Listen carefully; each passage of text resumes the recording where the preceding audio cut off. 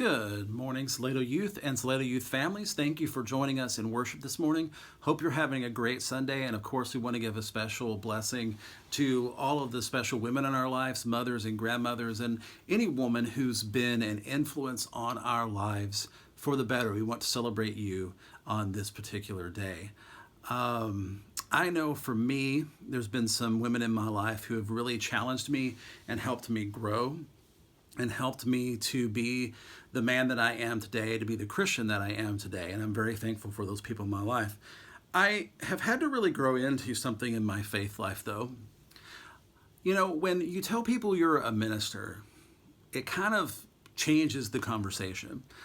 Usually one of two things happen. The first one is if someone asks, what do you do for a living? And you say that you're a minister, usually it's somewhere in the middle of the conversation and they immediately stop swearing or telling bad jokes. Whatever they've done up to this point in the conversation, there's this moment of like, oh no, what did I just say?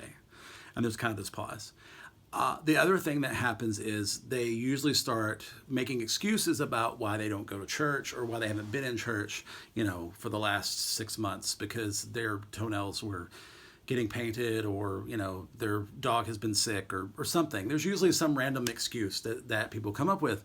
And honestly, I don't care about either one of those things. I just want to have a normal conversation with people. Especially when I tell them I'm a youth minister, there's usually an even more shock. Because unless you're, 21 and in desperate need of money to get through college, why would you want to be a glorified babysitter? Is kind of the look on their face. And I can tell you that then I have to correct them about why working with this generation is amazing and teenagers are awesome and are going to change the world. So I love that end to be able to change that. But I used to be kind of ashamed of being a minister. I was a minister part-time as a worship leader. I did a Christian rock band for a while. And while in church circumstances, I was very bold. When I would get out into the world, I was a little more subdued about it because I was kind of almost like embarrassed of it because I didn't want people to be different around me. But I've kind of realized, that that's the point. Like we want to make an impact in the world and how people are. And in fact, as Methodists, we believe very strongly in our theology, in the priesthood of the believer, that every person who follows Jesus is a minister. That may surprise you that you're a minister, but you are. If you're a follower of Jesus, you're a minister. It's not just me or Dr. Mosser or Kristen or Selena or Raleigh or anybody that's on the church staff. It's you.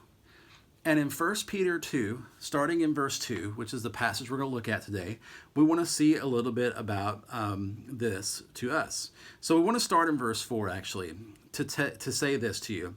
Now you are coming to him, that's God, as a living stone.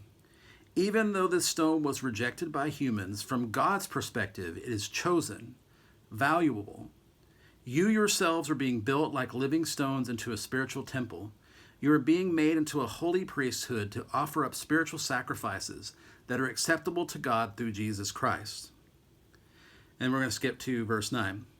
But you are a chosen race, a royal priesthood, a holy nation, a people who are God's own possession. You have become this people so that you may speak of the wonderful acts of the one who called you out of darkness into his amazing light. You once weren't a people, but now you are God's people. Isn't that amazing? To think about, we are like a stone that's being built into a building. And I love this part. Though the stone was rejected by humans, from God's perspective, it is chosen and valuable. From human perspective, it's been rejected. But in God's view, it's chosen and valuable. In human views, you don't have enough money. You don't have the nicest clothes. You don't have the best car. Maybe your personality is annoying. Not that I've ever heard that about myself, but maybe I have. Whatever ways that you are rejected by humans, God's perspective is that you are chosen and valuable.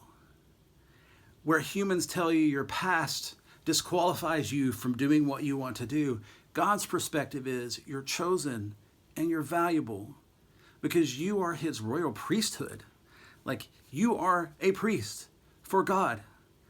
You are to serve and to love God and to love others as God has loved you. As it says later in this passage, you have become these people so that you can speak of the wonderful acts of the one who called you out of darkness and into his amazing light. that God has done great things for you, whether your life's been amazing or your life's been a rough road. If your life's been amazing, you can testify to that God's been amazing for you. If you've been through a rough life, you've been through some valleys, you can testify to how God continues to walk with you through those valleys. We're all called to do this, not just me, but each and every one of you out there. And I think what a beautiful thing to be. And so I'm not really ashamed to tell people I'm a minister anymore. I'm not ashamed to tell people who I am in God. I'm not ashamed to tell people what God has done in my life and the value and love that he has brought me and continues to bring me every single day. And I hope that you will be able to see that in your own life and see that you are valuable and chosen to be in this royal priesthood, and that you'll learn to take that responsibility seriously in your family, with your friends, and your school, and not be ashamed of it, that is who you are, that you will see it as a part of your own being, and that you can be bold with it, and that you can step out and step into it. So I pray this word will find you blessed this morning, that you will see that you are chosen, valuable, loved, not just by me and our church, but by God himself, and that you will be blessed by that. Love all of you. Can't wait to see you again soon. Talk to you later.